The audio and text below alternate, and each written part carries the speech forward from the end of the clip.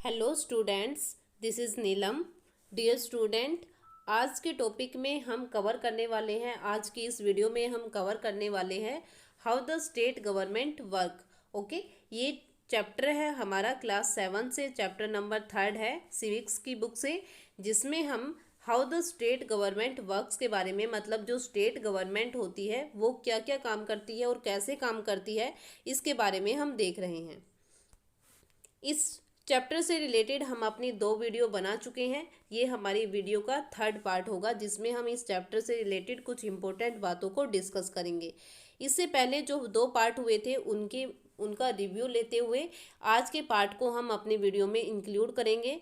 इससे पहले हमने देखा था कि जो गवर्नमेंट का पूरा काम होता है, सरकार जो काम करती है, उसको हम 3 लेवल पर डिवाइड करते हैं: लोकल लेवल, स्टेट लेवल और नेशनल लेवल पर। लोकल लेवल मतलब अगर हमारा विलेज है, डिस्ट्रिक्ट है, तो उनमें जो काम होगा, वो जो गवर्नमेंट होगी, वो जो गवर्नमेंट काम करेगी, उसको कौन सा लेवल बोलेंगे?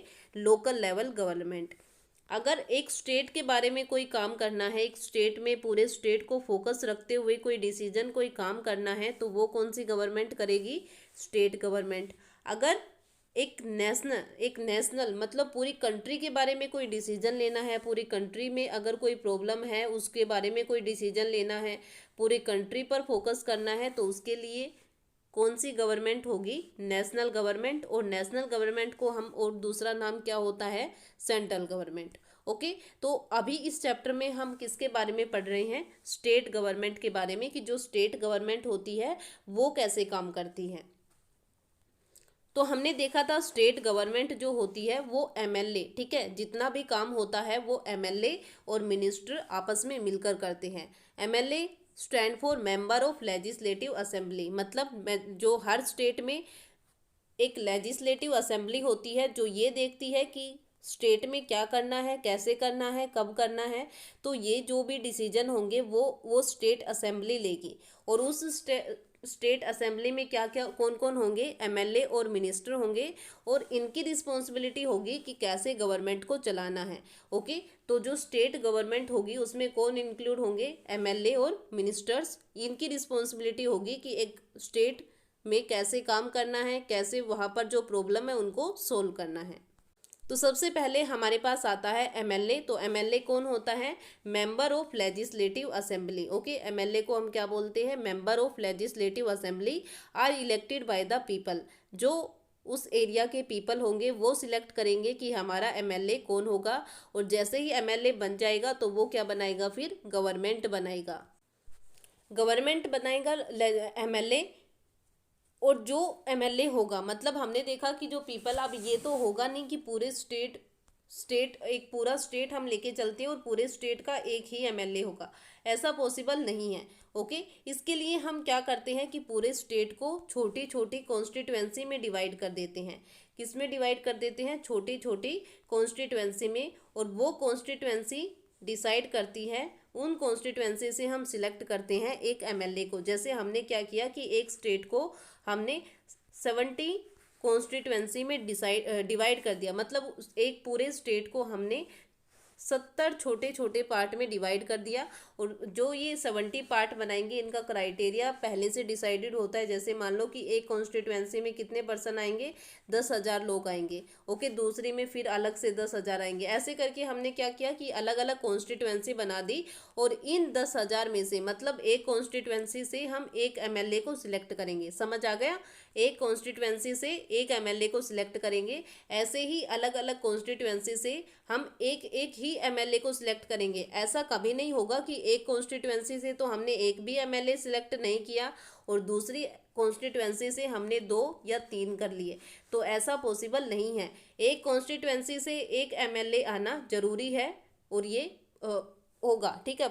यही करना पड़ेगा कि जो एक कॉन्स्टिट्यूएंसी होगी उससे एक एमएलए जरूर आएगा। ओके, उसके बाद हमने देखा था कि जो एमएलए होते हैं वो, उनकी अपनी एक पॉलिटिकल पार्टी होती है। वो किसी ना किसी पॉलिटिकल पार्टी से रिलेटेड होते हैं, किसी ना किसी पॉलिटिकल पार्टी से कनेक्टेड होते हैं। ओके, उसके बाद जो एमएलए होता है वो चीफ मिनिस्टर भी बन सकता है या मिनिस्टर भी बन सकता है। ओके, क्लियर है ये बात। उसके बाद हमारे पास आता है मेजोरिटी, रूलिंग पार्टी और ओपोजिशन। तो ये हमारे पास तीन बातें आती हैं, मेजोरिटी, रूलिंग पार्टी और ओपोजिशन। अब हमने जैसे मान के चले थे कि एक स्टेट में कितनी कॉन्स्टिट्यूएंसी है, एक स्टेट को हमने कितने पार्ट में डिवाइड कर दिया, 70 पार्ट में डिवाइड कर दिया, उसमें 70 कॉन्स्टिट्यूएंसी बना दी। तो 70 कॉन्स्टिट्यूएंसी है, तो 70 कॉन्स्टिट्यूएंसी से अगर एक एक मेंबर हर कॉन्स्टिट्यूएंसी से आएगा तो टोटल कितने मेंबर हो गए, कितने एमएलए होंगे, 70 एमएलए होंगे। ओके, और ये एमएलए जो होंगे वो हर एक एमएलए किसी ना किसी पॉलिटिकल पार्टी से जरूर कनेक्टेड होगा, किसी ना किसी पॉलिटिकल पार्टी को वो जरूर फॉलो कर रहा होगा। ओके, तो उसके बाद हमें ये देखना है कि सबसे ज़्यादा एमएलए किस पार्टी के हैं। ओके, जो ये 70 एमएलए आए थे, जो 70 एमएलए विन हुए हैं अपने एरिया से, तो इन एमएलए में से सबसे ज़्यादा पॉलिटिकल पार्टी के एमएलए कौन सी पार्टी के हैं। ओके, तो हमने वो पार्टी सिलेक्ट करनी है, तो उस पार्टी को हम बोल देंगे कि उसने मेजोरिटी। अब मेजोरिटी की बात आती है, मेजोरिटी का मतलब क्या है कि हमने क्या देखा, टोटल कितनी कॉन्स्टिट्यूएंसी थी, 70। तो अगर हमने मेजोरिटी बनानी है, अगर बहुमत बनाना है, तो उसके लिए हमें क्या करना पड़ेगा, मोर देन हाफ, यानी कि 70 का more than half. More than half कितना हो गया, 36। 35 तो हाफ होता है, लेकिन हाफ नहीं लेना, हमें लेना है मोर देन हाफ, मतलब 36 या 36 से ज़्यादा 70 तक। ओके, 36 तो होगा कम से कम, मतलब कम से कम अगर हमें मेजोरिटी बनानी है तो हमारे कम से कम कितने एमएलए होने चाहिए, 36 एमएलए उसी पॉलिटिकल पार्टी से होने चाहिए। अगर मैं एग्जांपल लेके चलूँ, बीजेपी पार्टी है, तो बीजेपी पार्टी को अगर हमने जिताना है, उसको मेजोरिटी में लेके आना है, तो मेजोरिटी के लिए हमें क्या करना पड़ेगा कि 36 एमएलए जो होंगे वो किस पार्टी के होने चाहिए, बीजेपी पार्टी के। 36 तो होने ही होने चाहिए, अगर इससे ज़्यादा हो जाते हैं तो भी सही है, लेकिन अगर इससे कम होंगे तो वो मेजोरिटी नहीं बनेगी। उसके बाद हमारे पास आता है रूलिंग पार्टी। अब रूलिंग पार्टी कौन सी होगी, जिस पार्टी को मेजोरिटी मिलेगी, सबसे ज़्यादा एमएलए जिस पार्टी के होंगे वो पार्टी कौन सी होगी, रूलिंग पार्टी। और इसी पार्टी के पास राइट होगा कि वो क्या बनाएगी, गवर्नमेंट बनाएगी। ओके, उसके बाद बाकी जो भी मेंबर बच गई, ठीक है, जैसे हमने 36 देखे थे, अब हम ये मान के चलते हैं कि जो 40 एमएलए जो थे वो एक ही पॉलिटिकल पार्टी के थे, तो मेजोरिटी यहाँ पर बन गई, रूलिंग पार्टी वो बन गई। ओके, इन पार्टी और इन मेंबर के अलावा जो बाकी 30 एमएलए बच गए, बाकी पॉलिटिकल पार्टी बच गई, उसको हम क्या बोलेंगे, ओपोजिशन। जो एमएलए होंगे उसको बोलेंगे ओपोजिशन, और जो जिस पार्टी से वो कनेक्टेड होंगे वो ओपोजिशन पार्टी। ओके, समझ आ गया। रूलिंग पार्टी तो वो होगी जिसको मेजोरिटी मिलेगी, और रूलिंग पार्टी के एमएलए वो होंगे जो उस पार्टी से कनेक्टेड होंगे, और उसके अलावा कोई मेंबर है, कोई पॉलिटिकल पार्टी है, तो उसको हम किस में मानेंगे, ओपोजिशन पार्टी में। उसके बाद हमने देखा था कि जैसे ही इलेक्शन हो जाते हैं, तो इलेक्शन के बाद जो एमएलए होंगे, ठीक है, एमएलए होंगे रूलिंग पार्टी के, रूलिंग पार्टी डिसाइड हो जाएगी कि भाई सबसे ज़्यादा एमएलए जिस पार्टी के होंगे वो कौन सी पार्टी होगी, रूलिंग पार्टी होगी। अब वो सभी एमएलए क्या करेंगे, अपना एक लीडर अपॉइंट करेंगे। जैसे हमने क्या किया था, 70 टोटल पार्ट थे, और 70 में से 40 जो थे वो रूलिंग पार्टी के एमएलए थे। ओके, और 30 जो थे वो ओपोजिशन में थे। तो जो ये 40 लीडर होंगे, ठीक है, ये जो 40 एमएलए होंगे, ये अपना एक लीडर अपॉइंट करेंगे। ठीक है, इनके लिए नेक्स्ट स्टेप क्या होगा कि ये 40 अपने में से ही एक लीडर को अपॉइंट करेंगे, जो क्या बन जाएगा, उस स्टेट का चीफ मिनिस्टर बन जाएगा। ओके, ये जो 40 एमएलए होंगे वो अपने में से एक लीडर को अपॉइंट करेंगे, 40 में से एक लीडर होगा, और उस लीडर को हम क्या बोलेंगे, वो क्या बन जाएगा, चीफ मिनिस्टर बन जाएगा उस स्टेट का। Okay, the chief minister then select other people as minister. उसके बाद जो बाकी एमएलए होंगे, ठीक है, उन एमएलए में से चीफ मिनिस्टर क्या करेगा, सीएम को क्या करेगा कि उन एमएलए में से किसको सिलेक्ट करेगा, मिनिस्टर को सिलेक्ट करेगा। क्योंकि हर स्टेट में ये होता है कि अलग अलग डिपार्टमेंट होते हैं, अलग अलग काम होती है, अलग अलग एक्टिविटीज़ होती है, तो उनको कैसे कंट्रोल करना है, उनको कैसे मैनेज करना है, उसकी रिस्पॉन्सिबिलिटी किसकी होगी, तो उसके लिए वो एक एमएलए को सिलेक्ट कर देते हैं कि भाई ये एमएलए ये मिनिस्टर बनेगा, ये एमएलए ये मिनिस्टर बनेगा, और ये एमएलए ये मिनिस्टर बनेगा। उसको इस डिपार्टमेंट की रिस्पॉन्सिबिलिटी दी जा रही है। तो ये भी कौन डिसाइड करेगा, चीफ मिनिस्टर डिसाइड करेगा। आफ्टर द इलेक्शन, जैसे ही इलेक्शन हो जाते हैं कि कौन चीफ मिनिस्टर बनेगा, किसको कौन सी मिनिस्ट्री देनी है, किसको कौन सा मिनिस्टर बनाना है, जब ये सब कुछ एक बार तय हो जाता है तो उसके बाद जो गवर्नर होगा स्टेट का, वो चीफ मिनिस्टर को और अदर मिनिस्टर को अपॉइंट करेगा। ओके, चीफ मिनिस्टर तो बस ओनली क्या करेगा, सिलेक्ट कर सकता है, लेकिन उसको अपॉइंट करने का जो पावर होगी, अपॉइंट करने की जो पावर होगी वो किसके पास होगी, उस स्टेट के गवर्नर के पास। जो गवर्नर होगा वो अपॉइंट करेगा, उनकी शपथ दिलवाना, उनको बताना कि उनके पास कौन सा डिपार्टमेंट है, उनको किस डिपार्टमेंट की रिस्पॉन्सिबिलिटी दी जा रही है। तो ये सब चीफ मिनिस्टर और मिनिस्टर को बताना, उनको अपॉइंट कराना, ये सब किसके कंट्रोल में होगा, गवर्नर के कंट्रोल में होगा। उसके बाद चीफ मिनिस्टर और जो बाकी मिनिस्टर हैं उनकी रिस्पॉन्सिबिलिटी बन जाती है कि वो कैसे गवर्नमेंट डिपार्टमेंट को रन करेंगे, कैसे गवर्नमेंट मिनिस्ट्री को रन करते हैं। ओके, तो यहाँ पर अगर हम देखें तो जो एमएलए होंगे उनके पास दो रिस्पॉन्सिबिलिटी आ गई, ड्यूअल रिस्पॉन्सिबिलिटी आ गई। एक तो क्या कि वो अपने एरिया से क्या बन गई हैं, एमएलए बन गई। दूसरा, उनके पास एक डिपार्टमेंट आ गया, एक गवर्नमेंट डिपार्टमेंट आ गया, जिसकी वजह से वो एक मिनिस्टर बन गए। अब उनको दो रिस्पॉन्सिबिलिटी कंप्लीट करनी है। एक तो अपने एरिया के ऊपर फोकस करना है, अपने एरिया को डेवलपमेंट करना है। जो 10,000 लोगों ने उसको जिताया था वोट देके, ठीक है, मेजोरिटी वोट देके उसे एमएलए बनाया था, तो उन लोगों के बारे में सोचना है। और दूसरा, जो डिपार्टमेंट उसको दिया है उस डिपार्टमेंट के बारे में सोचना है कि कैसे उसको इम्प्रूव करे, कैसे उसके सभी काम को कंप्लीट करे। ओके, तो एमएलए के पास ड्यूअल रिस्पॉन्सिबिलिटी आ जाती है। फिर उसके बाद हमने देखा था, एक डिबेट देखी थी लेजिस्लेटिव असेंबली की, कि वहाँ पर जो एमएलए थे वो आपस में क्या डिबेट कर रहे थे, उनकी क्या प्रॉब्लम थी, क्या उनके सॉल्यूशन बता रहे थे। तो जो एमएलएज होते हैं, जो ओपोजिशन एमएलएज होते हैं, ठीक है, जो ओपोजिशन पार्टी से रिलेटेड होते हैं, वो हमेशा ये बताएंगे कि जो स्टेट गवर्नमेंट है, जो रूलिंग पार्टी है, जो रूलिंग पार्टी से रिलेटेड जो गवर्नर है, जो एमएलए है, मिनिस्टर है, वो सब क्या काम कर रहे हैं, कैसा काम कर रहे हैं, मतलब वो हमेशा ये सोचेंगे कि कैसे हमने इनको क्रिटिसाइज करना है। ओके, और जो रूलिंग पार्टी के एमएलए है वो हमेशा ये बताएंगे कि उनको कैसे मतलब उन्होंने कैसे स्टेट को इम्प्रूव किया है। ओके, तो ये डिबेट हम देख चुके हैं। उसके बाद हमारे पास हमारा आज का टॉपिक स्टार्ट होता है। इन the earlier section you have read about A debate in the legislative assembly. आपने अभी डिबेट के बारे में देखा, एक डिबेट हो रही थी नेशनल लेजिस्लेटिव असेंबली में, तो उस डिबेट के बारे में देखा। The member were debating the action taking और not taken by the government. जो मेंबर्स थे लेजिस्लेटिव असेंबली के, वो ये बता रहे थे कि गवर्नमेंट ने क्या किया है और क्या नहीं किया है। This is because the MLA are together responsible for the work of the government। क्योंकि ये इसलिए है क्योंकि सभी एमएलए जो होते हैं, चाहे वो रूलिंग पार्टी से हो चाहे वो अपोजिशन पार्टी से हो, सभी रिस्पॉन्सिबल होते हैं गवर्नमेंट के काम के लिए। ओके, चाहे वो कोई भी पार्टी से रिलेटेड हो, चाहे वो अपोजिशन पार्टी से हो चाहे वो रूलिंग पार्टी से हो। In common usages the word government refer to government department and various ministry वो हैड देम। ओके, तो यहाँ पर जो गवर्नमेंट के काम चल रहा है, गवर्नमेंट जो वर्ड यूज़ किया जा रहा है वो किया जा रहा है गवर्नमेंट डिपार्टमेंट और जो अलग अलग वेरियस मिनिस्टर है उनके लिए। The overall head is the chief minister. जो ओवरऑल हेड होता है वो कौन होता है, चीफ मिनिस्टर होता है। More correctly this is called the executive part of the government. Okay, और इसको हम कौन सा पार्ट बोलते हैं, गवर्नमेंट का एग्जीक्यूटिव पार्ट बोलते हैं। क्योंकि चीफ मिनिस्टर और जो बाकी मिनिस्टर होते हैं वो ये देखते हैं कि कंट्री में स्टेट में क्या काम करना है, कैसे करना है, मतलब एग्जीक्यूट करना। अगर कोई डिसीजन लिया गया है तो उस डिसीजन को कैसे फॉलो कराना है। ओके, लोग उसको फॉलो करें, उस स्टेट के सभी पर्सन उसको फॉलो करें, तो ये सब काम कराना किसकी रिस्पॉन्सिबिलिटी होती है, गवर्नमेंट की। और इसलिए हम उसको गवर्नमेंट का कौन सा पार्ट बोलते हैं, एग्जीक्यूटिव पार्ट बोलते हैं।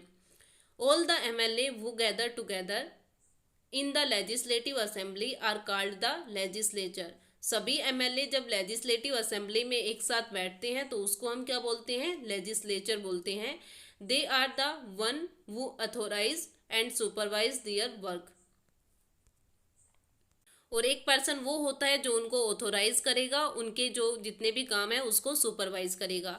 As we saw in the earlier section it is from among them that the head of the executive and the chief minister is formed working of the government।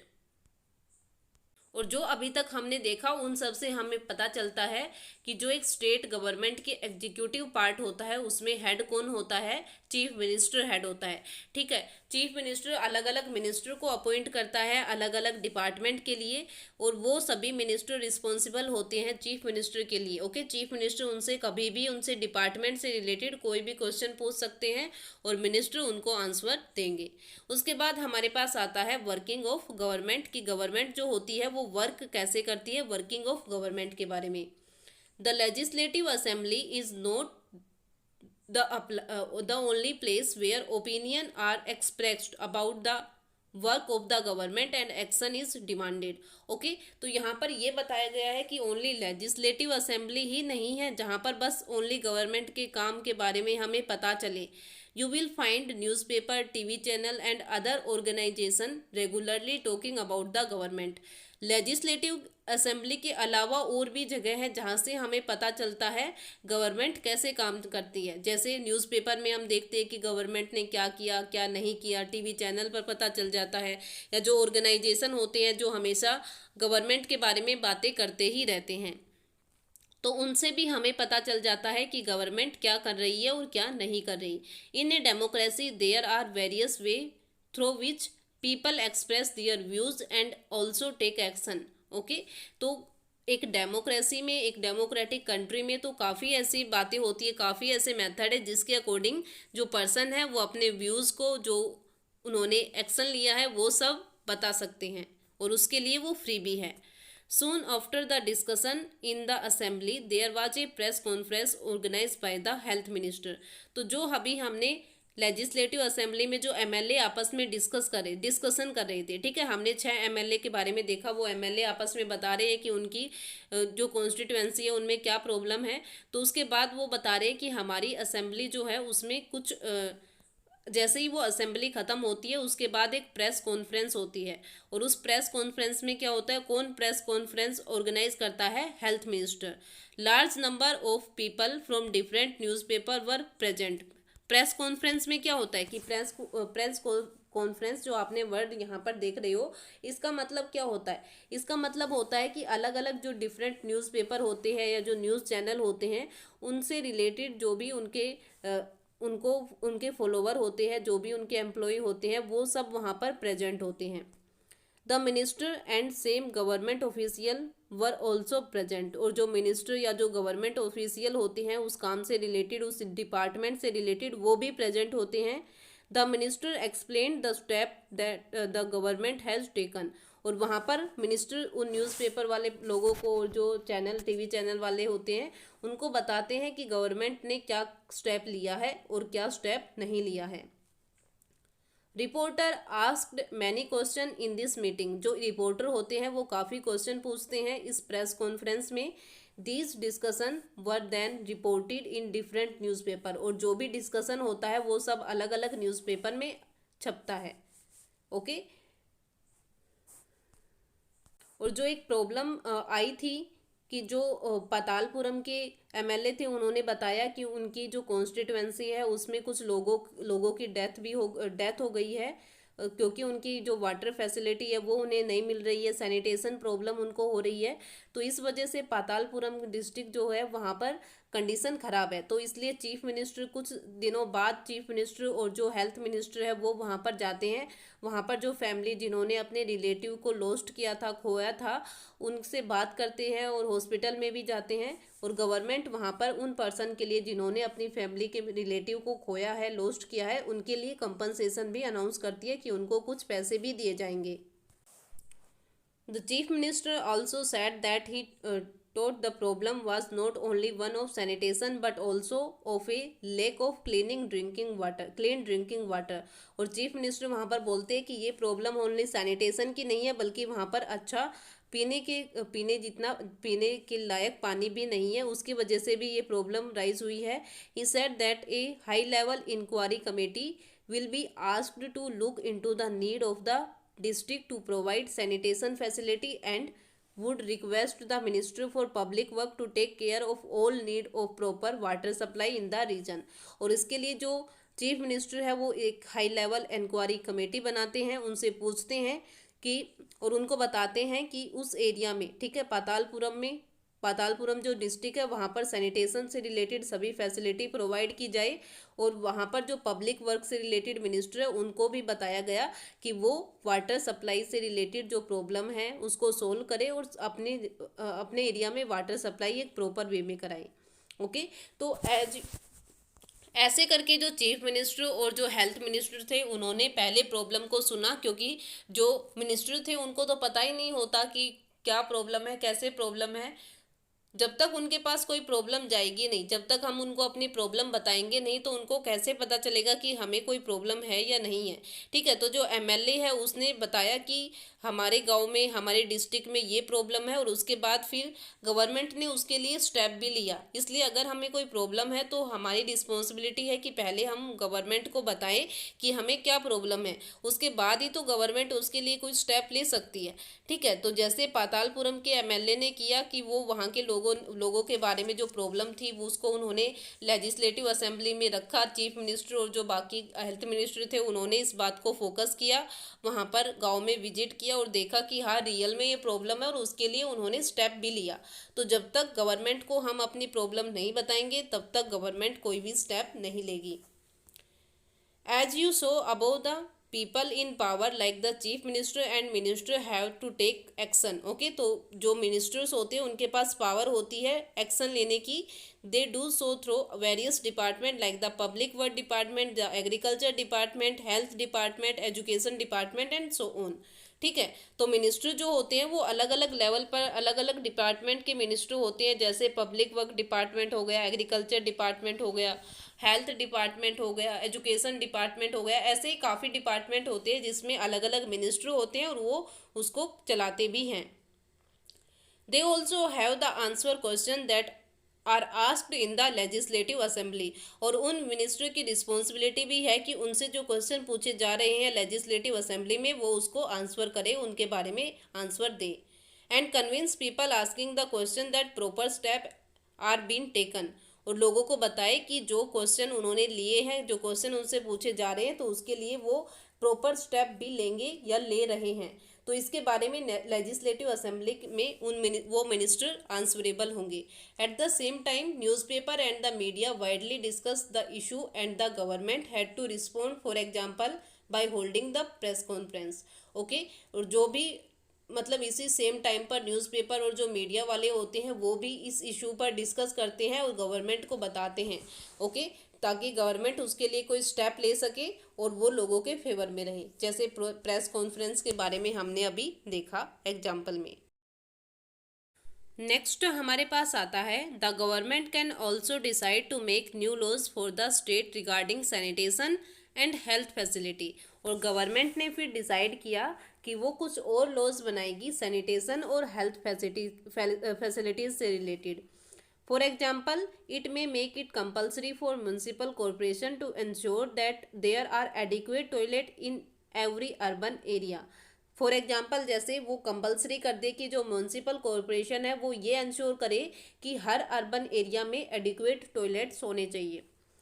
It may also ensure that a health worker is appointed in village, every village.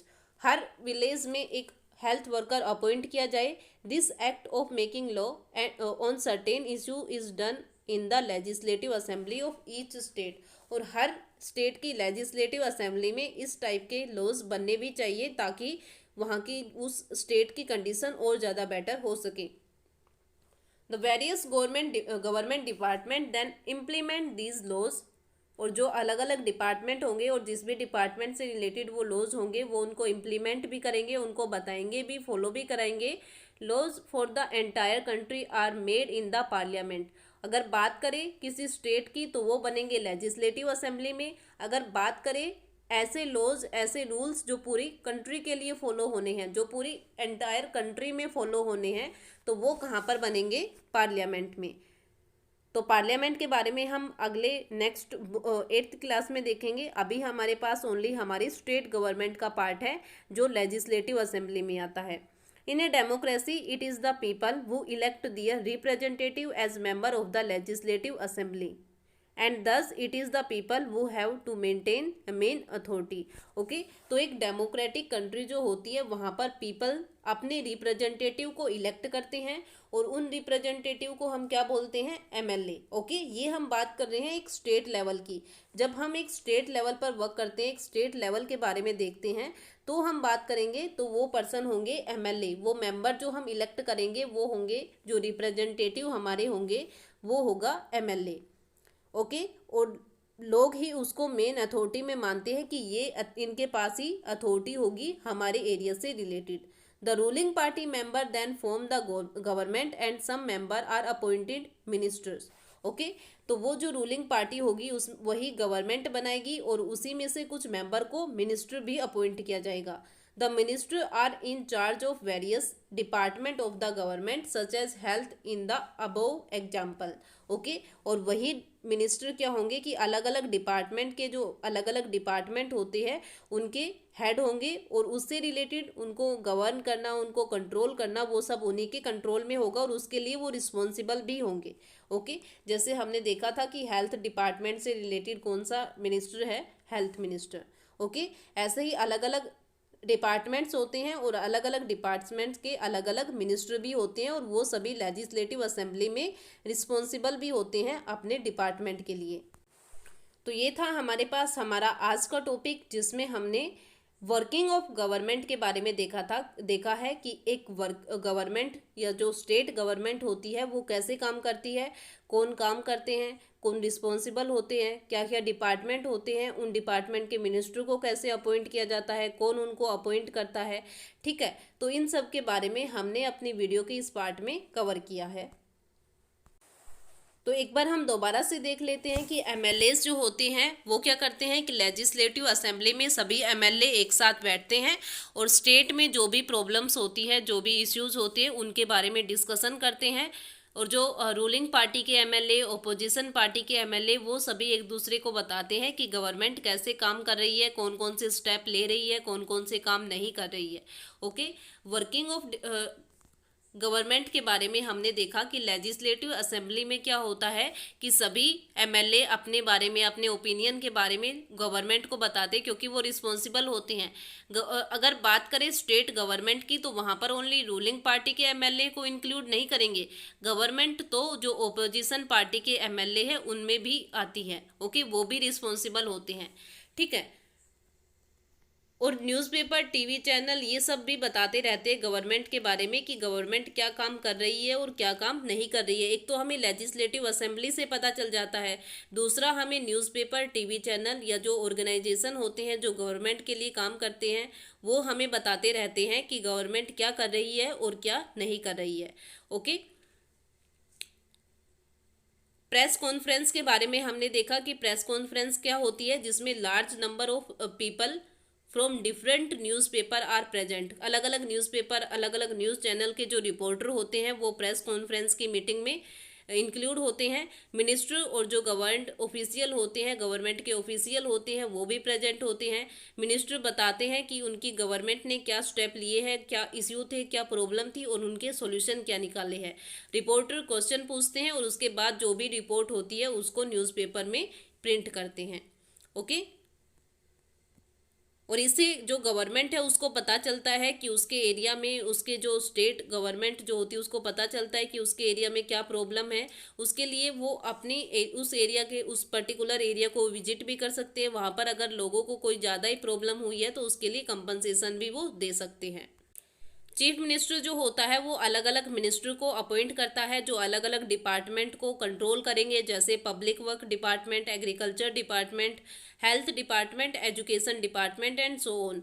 मतलब अलग अलग department के अलग अलग minister होते हैं और वो मिनिस्टर अपने डिपार्टमेंट के लिए रिस्पॉन्सिबल भी होते हैं कि उनमें क्या काम कराया है, कैसे कराया है, तो इन सब के लिए वो रिस्पॉन्सिबल भी होंगे। अगर लेजिस्लेटिव असेंबली में कोई क्वेश्चन पूछा जाता है तो उस क्वेश्चन का आंसर उनको देना पड़ेगा, क्योंकि वो उस डिपार्टमेंट के मिनिस्टर है, इसलिए उनकी रिस्पॉन्सिबिलिटी है कि वो उसके बारे में जो भी क्वेश्चन है उसका आंसर लेजिस्लेटिव असेंबली में दें। ओके, उसके बाद हमने देखा कि जो स्टेट गवर्नमेंट होती है वो लॉज भी बना सकती है, रूल रेगुलेशन भी बना सकती है, ताकि जो स्टेट में प्रॉब्लम हो रही है लोगों को, उन प्रॉब्लम को हटाया जा सके, उनको सोल्व किया जा सके, वो भी लंबे टाइम के लिए। और उसके लिए कोई लॉज भी बना सकती है, जैसे सैनिटेशन और हेल्थ फैसिलिटी से कोई रूल बना दिया कि हर म्यूनसिपल कॉरपोरेशन ये देखेगा कि उसके एरिया में, अर्बन एरिया में टॉयलेट होने चाहिए। ओके, विलेज लेवल में एक हेल्थ वर्कर अपॉइंट करना चाहिए। तो ऐसे करके हर एक कोई लॉज बना सकते हैं, क्योंकि लॉज जो होते हैं वो हर पर्सन को फॉलो करने पड़ते हैं उस स्टेट में। तो इस टाइप में लॉज बनाकर भी हम अपनी गवर्नमेंट के काम को और ज़्यादा इम्प्रूव कर सकते हैं। ओके, और जो एमएलए होगा वो, क्योंकि लोगों ने उसको सिलेक्ट किया है, इसलिए उसके पास अथॉरिटी होगी कि वो जो भी डिमांड होगी, उनकी जो भी प्रॉब्लम होगी उसको सोल्व करे, लेजिस्लेटिव असेंबली में रखें, और वहाँ पर जो मिनिस्टर ने जो काम किया है उसके बारे में भी वो पूरी रिपोर्ट अपने पास रख सकता है, और अपने पीपल जो भी, जिसका भी वो रिप्रेजेंटेटिव है, उनको बता सकता है। तो ये था हमारा आज का टॉपिक, जिसमें हमने वर्किंग ऑफ गवर्नमेंट के बारे में देखा है। तो इससे रिलेटेड जो मेन टर्म्स और क्वेश्चन होंगे वो आपको पीडीएफ में मिल जाएंगे, वो आपको पीडीएफ से अपनी नोटबुक में उसको लिखना है और अच्छे से याद भी करना है। ओके, तो आई होप आपको ये वीडियो अच्छे से समझ आई होगी। Thank you.